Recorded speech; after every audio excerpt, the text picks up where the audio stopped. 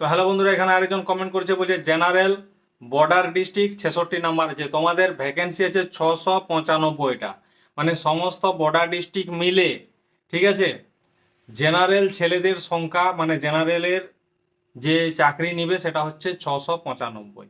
মানে এখন মাঠ আছে, মেডিকেল আছে, মাঠ আর মেডিকেল পাস করার পর যতগুলোই ছেলেই পাস করুক 695টা নিবে। কত নাম্বার কি হবে না হবে সেটা বলা মুশকিল আছে, কারণ মেডিকেল তো অনেকে পাস করবে, ভালো ভালো ছেলেও অনেকে খারাপ ছেলেও পাস করবে, দেখা গেল কিছু ভালো ছেলে ফেলও করে যাচ্ছে, কার হাইট নেই তাকে কি পাস করে দিবে? নিশ্চয়ই না।